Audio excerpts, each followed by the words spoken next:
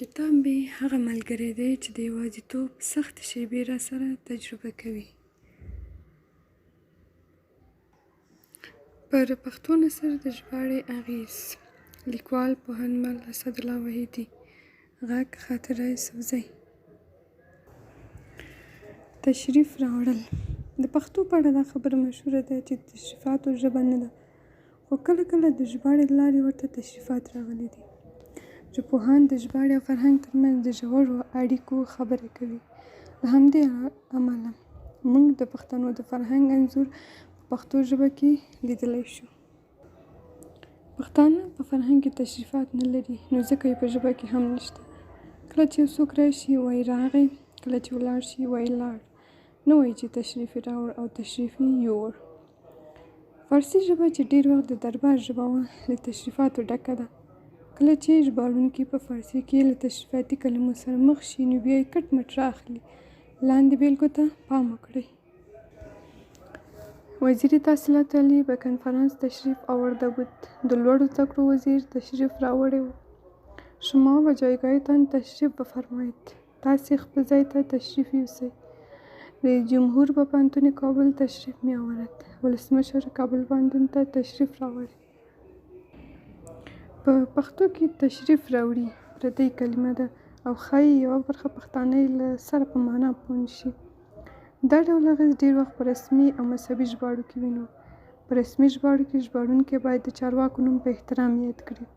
په فارسي کې د احترام یوه لار همدا ده چې د آمد پر ځای تشریف آورد وویل شي. په پښتو کې بیا ژباړونکی اړ شي چې ووایي تشریف یې راوړ. همداسې په مذهبي متونو کې هم موږ ډېر کله مذهبي اشخاصو ته باید درناوی وکړو. په فارسي کې د درناوي لپاره تشریف آوردن په شان ترکیبونه او کلمات شته چې کمزوري ژباړونکي هم په پښتو کې همداسې ژباړي. لومړی خو که موږ ووایو وزیر صاحب راغلی، وزیر صاحب تللی، وزیر صاحب راځي، همداسې په مذهبي متونو کې هم په دې کې که د احترام کلمې نشته، معنا یې دا نه ده چې بې احترامي ده. راغلی، تللی، راځي د بې احترامۍ کلمې نه دي. موږ چې کله د احترام کلمې یادوو، نو په بدل کې باید د بې احترامۍ کلمې هم وي. زه دلته په فارسي ژبه بحث نه کوم، خو پښتو کې هېڅکله راغلی، تللی، راځي کلمې د بې احترامۍ کلمې نه دي. له همدې امله ژباړونکي اړ نه دی چې تشریف راوړ، تشریف یووړ، تشریف راوړي، تشریف یوسئ وکاروي. دا په دې معنا هم نه ده چې پښتو کې درناوی نشته، خو پښتانه د تشریفاتي کلمو په کارولو سره د یو چا درناوی نه کوي. پښتانه په خبرو، عمل او چلند کې د یو چا درناوی کوي. پښتانه مشر ته نه وایي چې تشریف راوړ، بلکې مشر ته ځای پرېږدي، درناوی یې کوي، خبرې یې اوري او غوږ ورته نیسي. کله چې موږ له دغه ډول تشریفاتي کلمو سره مخ کېږو، اړ نه یو چې ووایي ژباړو. پکار ده چې د پښتو ژبې خپلې کلمې ورته وکاروو چې هېڅکله د بې احترامۍ معنا نه ورکوي. په سر وړي بسر مې برد. په فارسي ژبه کې بسر مې برد ترکیب دی چې ډېر کارول کېږي. پښتانه ژباړونکي چې کله له دغه ترکیب سره مخ شي، نو د هغه معنا مفهوم ته له کتو پرته یې په سر وړي ژباړلی دی. په پښتو ژبه کې موږ هېڅ داسې ترکیب نه لرو، خو په ژباړل شوو متنونو او یا هم له ژباړې په اغېزمن شوي نثر کې یې وینو. لاندې بېلګو ته پام وکړئ. در زندانهای افغانستان 36,000 مخالف مسلح به سر میبرد. د افغانستان په زندانونو کې 6,000 وسله‌وال مخالفین په سر وړي. ظاهرشاه بعد از کودتای داود خان چند سال در ایتالیا به سر میبرد. ظاهرشاه د داود خان له کودتا وروسته څو کلونه په ایټالیا کې په سر وړل. همسر ډاکټر نجیب الله در هندوستان به سر میبرد. د ډاکټر نجیب الله میرمن په هند کې په سر وړي. دا ډول ژباړه د خورا کمزور ژباړونکو کار دی. هغوی چې د پښتو ژبې جوړښت سره پوره بلد نه دي، نو دغه ډول بې خونده ژباړه کوي. دا د فارسي کټ مټ ژباړه ده. موږ همدا مفهوم په پښتو کې په ساده، لنډو، خوږو او روانو کلمو ویلی شو. سمې ژباړې ته یې پام وکړئ. در زندانهای افغانستان 36,000 مخالف مسلح به سر میبرد. د افغانستان په زندانونو کې 6,000 وسله‌وال مخالفین شته. یا د افغانستان په زندانونو کې 6,000 وسله‌وال مخالفین بندي دي. یا د افغانستان په زندانونو کې 6,000 وسله‌وال مخالفین پراته دي. ظاهرشاه بعد از کودتای داود خان چند سال در ایتالیا به سر میبرد. ظاهرشاه د داود خان له کودتا وروسته څو کلونه په ایټالیا کې و. ظاهرشاه د داود خان له کودتا وروسته څو کلونه په ایټالیا کې تیر کړل. همسر ډاکټر نجیب الله در هندوستان و سر میبرد. د ډاکټر نجیب الله میرمن په هند کې ژوند کوي یا د ډاکټر نجیب الله میرمن په هند کې اوسیږي یا د ډاکټر نجیب الله میرمن په هند کې ده. په دغه بیلګه کې موږ د فارسي به سر میبرد په سر میبرد ترکیب په پښتو کې پشته بندي دي، پراته دي، و تیر کړل، ژوند کوي، اوسیږي او نور وژباړل. دې ژباړې هم مفهوم ورسوو او هم د پښتو ژبې له جوړښت سره سمه ده. له دغه ډول ترکیبونو سره د مخامخ کېدو پر مهال باید د هغه مفهوم په خپله ژبه کې داسې ووایو چې هم معنا ولېږدوي او هم زموږ د ژبې له جوړښت سره ستونزه ونه لري. په کرایي کور کې کېناستل، په خوشحال مینه کې کېناستل. په فارسي ژبلې پښتو کې په کرایي کور کې کېنم هم ډېر کارول کېږي. په کابل کې چې خلک د کرایي کور له عذاب سره مخ دي دغه ترکیب ډېر کارول کېږي. په کرایي کور کې کېناستل د فارسي ژبې درخانۍ کرایي نشستن ژباړه ده. دا ترکیب هم د پښتو ژبې له جوړښت سره نه جوړیږي او ډېر بې خونده دی. بیلګو ته پام وکړئ. اکثریت مقامات دولت کمونیستی درخانه‌های کرایي می‌نشست. د کمونیستی دولت ډیری چارواکي په کرایي کورونو کې کېناستل. درخانه کرایي می‌نشینم، په کرایي کور کې کېنم. دا ډول ژباړه په فارسي ځپلو پښتو کې ډیره ده. ستونزه دا ده چې موږ یوازې په کور کې کېنو نه بلکې په کور کې سمولو، ودرېږو او کېنو. که موږ د فارسي دغه ترکیب کاروو معنا یې دا ده چې په کرایي کور کې یوازې کېنو، نور پکې نه سمولو او نه هم پکې درېدلی شو. ښایي په فارسي کې دا ستونزه نه وي، خو موږ په پښتو کې دا ستونزه لرو چې د کېناستلو له کلمې ځانګړې معنا اخلو. له همدې امله دغه ترکیب سره ستونزه لرو. د پورتنیو جملو سمې ژباړې ته پام وکړئ. اکثریت مقامات دولت کمونیستی درخانه‌های کرایي می‌نشست. د کمونیستی دولت ډیری چارواکي په کرایي کورونو کې اوسېدل یا د کمونیستی دولت ډیری چارواکي په کرایي کورونو کې ژوند کاوه. درخانه کرایي می‌نشینم، په کرایي کور کې اوسېږم یا په کرایي کور کې ژوند کوم. دا ترکیب یوازې له کرایي کور سره تړلی نه دی بلکې په نورو ځایونو کې هم کارول کېږي. لاندې بیلګو ته پام وکړئ. زه په خوشحال مینه کې کېنم، زه په وزیر اکبر خان مینه کې کېنم.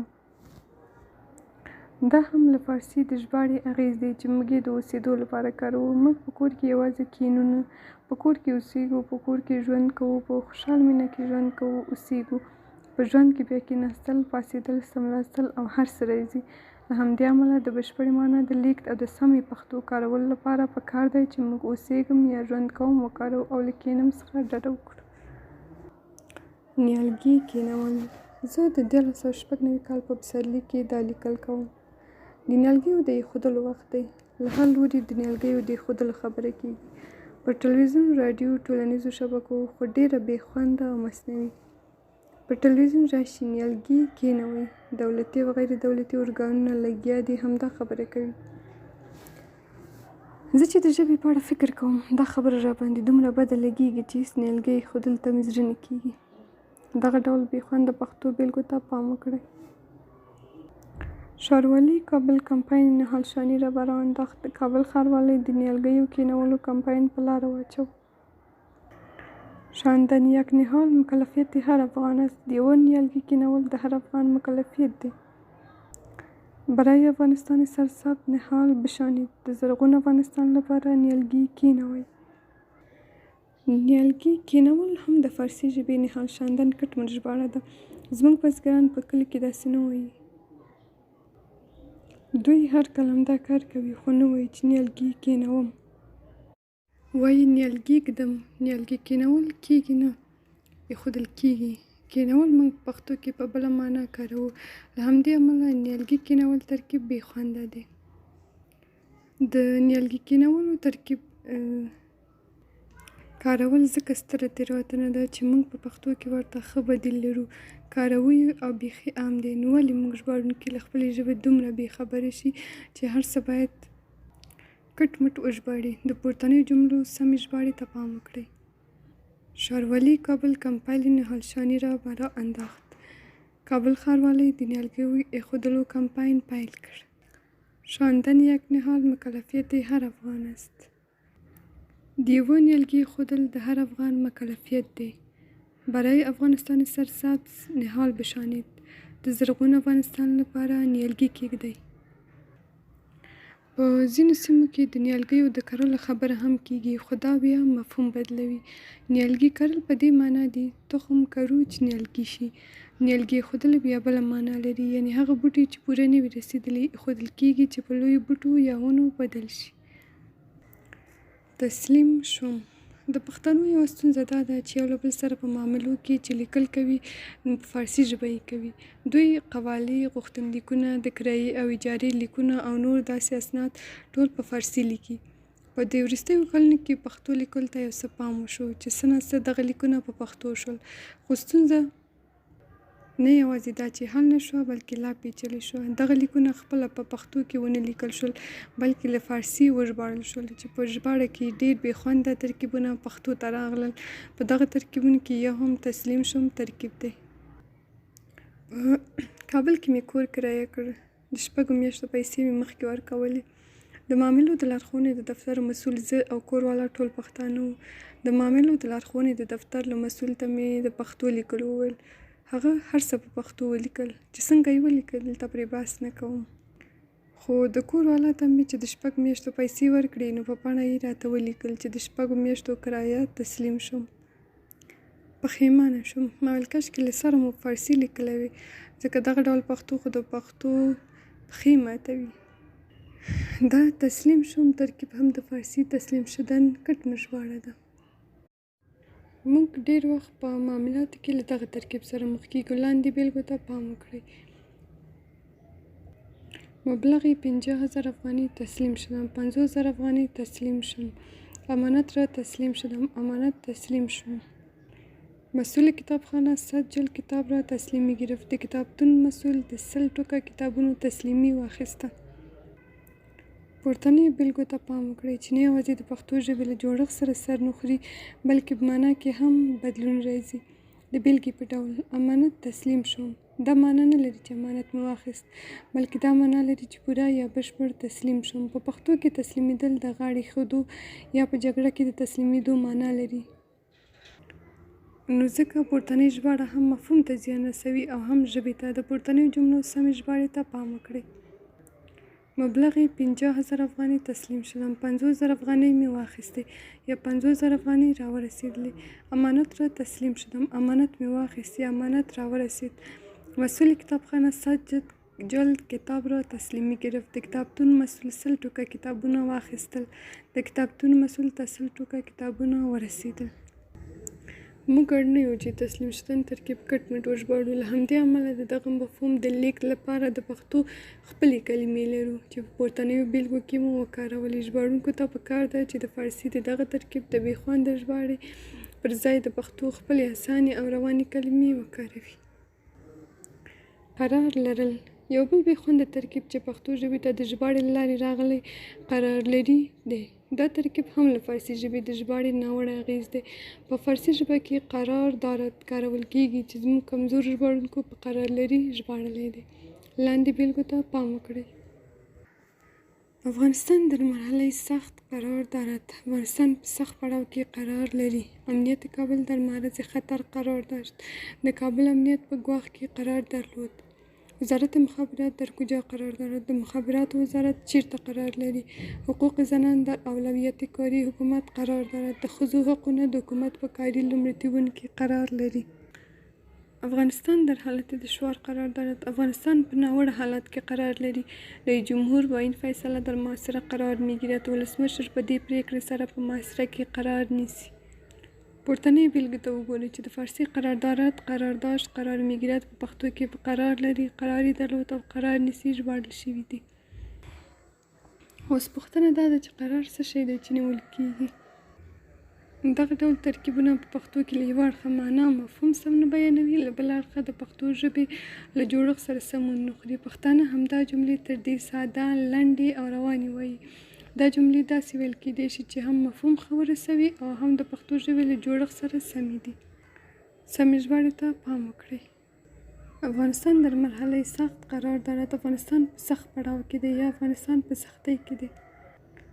امنیت کابل در معرض خطر قرار داشت. د کابل امنیت له ګواښ سره مخ و یا د کابل امنیت له خطر سره مخ و. وزارت مخابرات در کجا قرار دارد؟ د مخابرات وزارت چیرته دی؟ حقوق زنان در اولویت کاری حکومت قرار دارد. د ښځو حقونه د حکومت په کاري لومړیتوبونو کې دي یا د ښځو حقونه د حکومت کاري لومړیتوب دی. افغانستان در حالت دشوار قرار دارد. افغانستان په سخت حالت کې دی. رئیس جمهور با این فیصله در محاصره قرار میگیرد. ولسمشر په دې پریکړې سره کلابندیږي یا دا پریکړه ولسمشر کلابندوي. په پورتنیو بیلګو کې ګورو چې قرار داشت قرار میگیرد په پښتو کې په دې وژباړل شو. دا ژباړه نه مفهوم ته زیان رسوي او نه هم د پښتو ژبې جوړښت خرابوي. له همدې امله پکار ده چې موږ د قرار لرلو ترکیب څخه ځان وساتو. دلته هم ستونزه دا ده چې کمزوري ژباړونکي د ژباړې پر مهال قرار دارد سره د مخ کېدو پر مهال فکر کوي چې دارد با په لري وژباړم، خو له قرار سره څه وکړم؟ دوی له فکر کولو وروسته قرار ته معنا پیدا نه کړي نو کټ مټې راواخلي او قرار لري ترې جوړ کړي. دوی نه پوهیږي چې موږ اړ نه یو هره کلمه وژباړو. اوس که دلته قرار کلمه وغورځول شي نو هیڅ ستونزه نه پېښوي. کله کله ترکیبونه پر ځانګړي ډول ترکیبي فعلونه په پښتو کې په ساده فعل ژباړل کیږي. نو پکار ده چې د معنا لیږدولو ته پام وکړو، نه د کلمو ټکي پر ټکي ژباړې ته. جوړجاړي ته رسیدل، هوکړې ته رسیدل. جوړجاړي ته رسیدل او هوکړې ته رسیدل هم په پښتو ژبې د فارسي د اغېز نښې دي. په فارسي کې به توافق رسیدن، به توافق دستیافتن، په پښتو کې کله کله پر جوړجاړي ته رسیدل او کله هم پر هوکړې ته رسیدل ژباړي. دا هم ناسمه ژباړه ده. لاندې بیلګو ته پام وکړئ. نمایندگان حکومت و حزب اسلامی به توافق رسیدن. د حکومت او حزب اسلامی استازی هوکړې ته ورسیدل.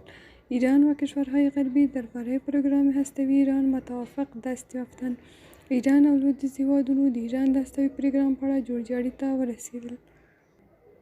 سران حکومت وحدت ملی باید به یک توافق دراز مدت برسند. د ملی وحدت حکومت مشران باید یوې اوږدمهالې هوکړې ته ورسیږي. په پورتنیو بیلګو کې ګورو چې د فارسي ترکیبونه کټ مټ پښتو ته راژباړل شوي دي. که موږ سمه ژباړه وکړو او د پښتو جوړښت ته پام وکړو، نه مفهوم ته زیان رسیږي او نه پښتو ژبې ته. سمې ژباړې ته پام وکړئ. نمایندگان حکومت و حزب اسلامی به توافق رسیدن. د حکومت او حزب اسلامی استازو هوکړه وکړه. ایران و کشورهای غربی درباره پروگرام هسته‌ای ایران به توافق دست یافتند. ایران او لویدیځ هېوادونو د ایران د هسته‌ای پروګرام په اړه جوړجاړی وکړ. سران حکومت وحدت ملی باید به یک توافق دراز مدت ورسند. د ملی وحدت حکومت مشران باید اوږدمهاله هوکړه وکړي. پورتنیو بیلګو ته ګورو چې د فارسي مفهوم پوره لیږدول شوی دی. دغه راز د فارسي ترکیبونه کټ مټ نه دي ژباړل شوي، بلکې د پښتو له جوړښت سره سمې جملې لیکل شوي دي. د دې ترڅنګ متن هم لنډ شوی، کلمې او وخت سپما شوی دی. د ستونزو رفع کول. یو بل ترکیب چې پښتو ته له فارسي ژبې د ژباړې له لارې راغلی د ستونزو رفع کول دي. دا ترکیب له فارسي ژبې د ژباړې له امله په پښتو کې پیدا شوی دی. کمزوري ژباړونکي د ژباړې پر مهال چې کله د فارسي له ترکیبونو سره مخ کېږي، نو پرته له دې چې په پښتو کې بدیل او د مفهوم د لیږد لپاره د پښتو ژبې پر خپل جوړښت فکر وکړي، د فارسي ترکیبونه کټ مټ ژباړي. په دغه ترکیبونو کې یو هم د فارسي رفع مشکلات دی چې په پښتو کې د ستونزو رفع کول ژباړي.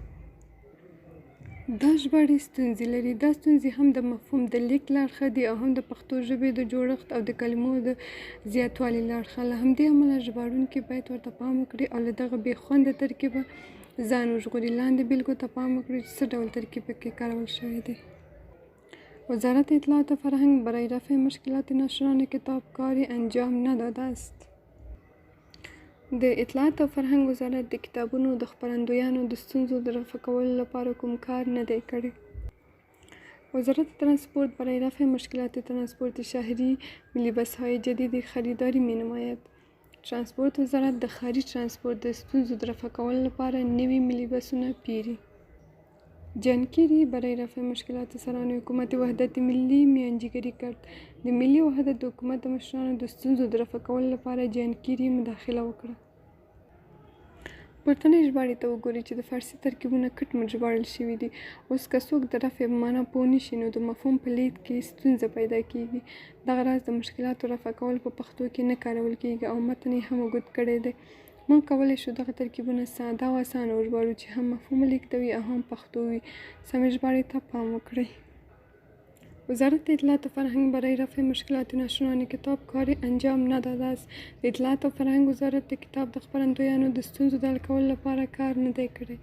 یا د اطلاعات و فرهنگ وزارت د کتاب د خپرندویانو د ستونزو د لرې کولو لپاره کار نه دی کړی. وزارت ترانسپورت برای رفع مشکلات ترانسپورت شهری ملی وسایل جدید خریداری می نماید. ترانسپورت وزارت د ښاري ترانسپورت د ستونزو د حل کولو لپاره نوي ملي بسونه پیري. یا ترانسپورت وزارت د ښاري ترانسپورت د ستونزو د لرې کولو لپاره نوي ملي بسونه پیري. جانگیری برای رفع مشکلات سران حکومت وحدت ملی میانجیگری کرد. د ملي وحدت حکومت د مشرانو د ستونزو د لرې کولو لپاره جانگیری مداخله وکړه. یا د ملي وحدت حکومت د مشرانو د ستونزو د حل لپاره جانگیری مداخله وکړه. دغه ډول ژباړه نه پښتو خرابوي، نه مفهوم ته زیان رسوي او نه هم بې ځایه او زیات کلمات پکې راځي. له همدې امله ژباړونکي باید د ژباړې پر مهال دغه ټکو ته پام وکړي. ستونزو ته رسیدنه، ستونزو ته ځان رسونه. په فارسي ژبه کې رسیدګي و مشکلات ترکیب ډیر کارول کیږي. کله چې پښتانه ژباړونکي له دغه ترکیب سره مخ کیږي نو هڅه کوي کټ مټ یې وژباړي. د همدغه هڅې او اغېز له امله موږ په پښتو کې ستونزو ته رسیدنه، ستونزو ته ځان رسونه ترکیب کاروو. دا ترکیب بې خونده، پردی او کټ مټ ژباړه ده چې هم یې ویل سخت دی او هم کاره معنا نه لیږدوي. په فارسي کې رسیدګي و مشکلات دا معنا لري چې ستونزې باید وڅېړل شي. که ستونزې وي او حل لارې باید حل شي او که نه باید قناعت ورکړل شي. اوس چې موږ په پښتو کې وایو چې ستونزو ته رسیدنه، ستونزو ته ځان رسونه، دا څه معنا لري؟ یعنې باید ستونزو ته ځان ورسوو. څه ډول ورسوو؟ څه ورسره وکړو؟ په پښتو کې دغه ترکیب د فارسي د رسیدګي و مشکلات معنا نشي لیږدولی. لاندې بیلګو ته پام وکړئ.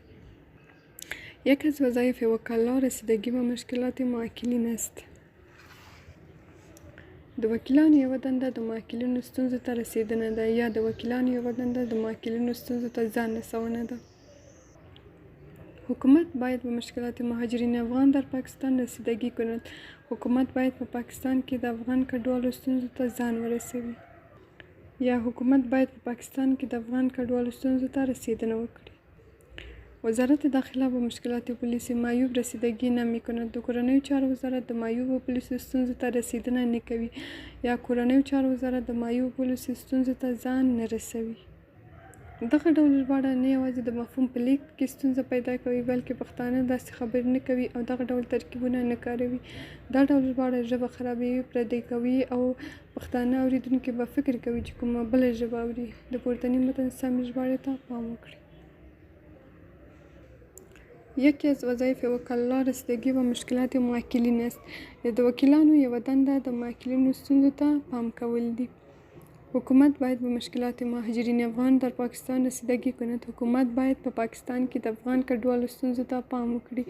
وزارت داخله به مشکلات پلیسی معیوب رسیدگی نمی کند. د کورنیو چارو وزارت د معیوب پلیسو ستونزو ته پام نه کوي.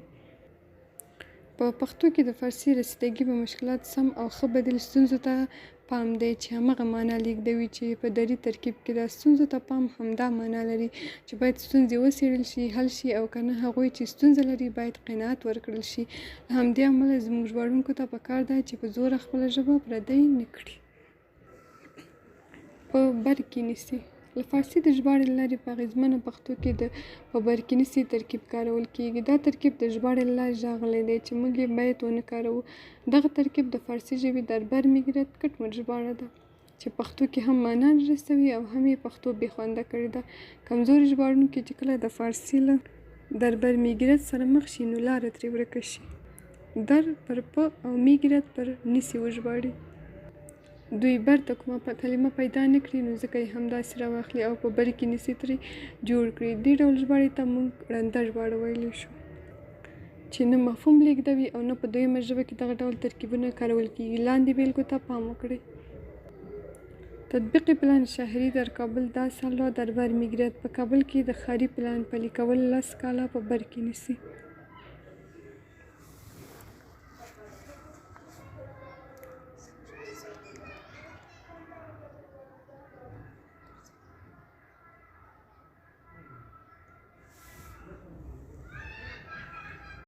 طوفان در 3 روز 10 ایالت امریکا را در بر گرفت. طوفان په 3 ورځو کې د امریکا 10 ایالتونه په بر کې ونیول.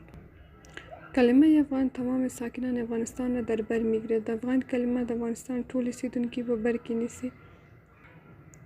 برنامه واکسین پولیو هم اطفال زیر سن 5 سال را در بر میگیرد. د پولیو واکسین پروګرام تر 15 کلنۍ ښکته ټول ماشومان په بر کې نیسي.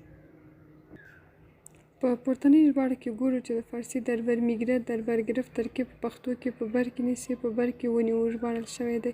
هغه پښتانه چې فارسي او یا د فارسي پر دغه ترکیب نه پوهیږي کله چې پښتو کې په بر کې نیسي سره مخ کیږي څنګه به معنا اخلي. دوی به فکر کوي چې بر کوم وسیله ده چې نیول پکې کیږي نو دغه ډول ژباړه هم مفهوم خرابوي او هم پښتو بې خونده کوي. نو پکار ده چې دا شان کټ مټ ژباړه ونه کړو. د پورتنیو بیلګې سمې ژباړې ته پام وکړئ.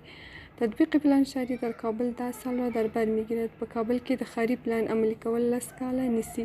طوفان در 3 روز 10 ایالت امریکا را در بر گرفت. طوفان په 3 ورځو کې د امریکا 10 ایالتونه لاندې کړل یا طوفان په 3 ورځو کې د امریکا 10 ایالتونه ونیول. کلمه افغان تمام ساکنان افغانستان را در بر میگیرد. د افغان کلمه د افغانستان ټول اوسیدونکي رانغاړي. برنامه واکسین پولیو هم اطفال زیر سن 5 سال را در بر میگیرد. د پولیو واکسین پروګرام تر 15 کلنۍ ښکته پر ټول ماشومانو عملي کیږي. که موږ دغه ډول ژباړه وکړو نو هم به ټول پښتانه پرې پوه شي هم به یې کلمې او وخت کم نیولی وي او هم به یې پښتو نه وي خرابه کړي. نادیده نیول له فارسي د ژباړې لارې پښتو ته یو بل راغلی بې خونده ترکیب نادیده نیول دي. دغه ترکیب د فارسي د نادیده ګرفتن ژباړه ده. کمزوري ژباړونکي چې کله د ژباړې پر مهال د فارسي له نادیده ګرفتن سره مخ شوي نو پښتو کې یې پر نادیده نیول ژباړلی دی. بیلګو ته پام وکړئ. استاد سیاف میگوید مجاهدین را نباید نادیده گرفت. استاد سیاف وایي چې مجاهدین باید نادیده ونه نیول شي. در آینده افغانستان طالبان را نمیتوان نادیده گرفت. افغانستان پر راتلونکي کې طالبان نادیده نشو نیولی. برای حکومتداری خوب خواستهای مردم را نادیده گرفته نمیتوانیم. د ښې حکومتولۍ لپاره د خلکو غوښتنې نادیده نشو نیولی. حکومت نمیتواند نارضایتی مردم را تا آخر نادیده گیرد. حکومت نشي کولی چې تر پایه پورې د خلکو نارضایتی نادیده ونیسي. نمیتوان نقش زنان را در کشور نادیده گرفت. نشو کولی چې په هیواد کې د ښځو رول نادیده ونیسو. په پورتنیو بیلګو کې ګورو چې ژباړه کټ مټ شوي او نادیده گرفتن پر نادیده نیول ژباړل شوی دی. دې ژباړې هم مفهوم ته زیان رسولی هم یې پښتو بې خونده کړې ده. موږ کولی شو همدغه مفهوم په نورو پښتو خوږو لنډو او اسانو ټکو کې وړاندې کړو. سمې ژباړې ته پام وکړئ. استاد سیاف میگوید مجاهدین را نباید نادیده گرفت. استاد سیاف وایي چې مجاهدین باید هیر نشي. در آینده افغانستان طالبان را نمیتوان نادیده گرفت. د افغانستان په راتلونکي کې طالبان نشي هېرېدلی یا د افغانستان په راتلونکي پر طالبانو سترګې نشي پټېدلی. برای حکومتداری خوب خواستهای مردم را نادیده گرفته نمیتوانیم. د ښې حکومتولۍ لپاره د خلکو غوښتنې نشو هېرولی یا د ښې حکومتولۍ لپاره د خلکو پر غوښتنو سترګې نشو پټولی. حکومت نمیتواند نارضایتی مردم را تا آخر نادیده گیرد. حکومت نشي کولی چې تر پایه د خلکو نارضایتي هېره کړي یا حکومت نشي کولی چې تر پایه د خلکو نارضایتي ته پام ونه کړي. نمیتوان نقش زنان را در کشور نادیده گرفت. په هیواد کې د ښځو پر رول سترګې نشو پټولی یا په هیواد کې د ښځو رول نشو هېرولی. ژباړونکو ته ډېر کله فکر او زړورتیا پکار وي. دوی باید د بلې ژبې د کلمو او ترکیبونو په دام کې راګیر نشي. باید مفهوم واخلي او د خپلې ژبې په کلماتو او الفاظو یې ولیکي. په دې ډول هم د ژباړې لارې زموږ د ژبې زیان راکمیږي او هم مفهوم په سم ډول لیږدول کیږي. په پورتنیو بیلګو کې وګورئ چې د فارسي نادیده ګرفتن ترکیب لپاره موږ په پښتو کې بېلابېل کلمات او ترکیبونه کارولي دي. زموږ دغه کلماتو نه یوازې معنا ته زیان نه دی رسولی بلکې خواږه، روان او ساده هم دي.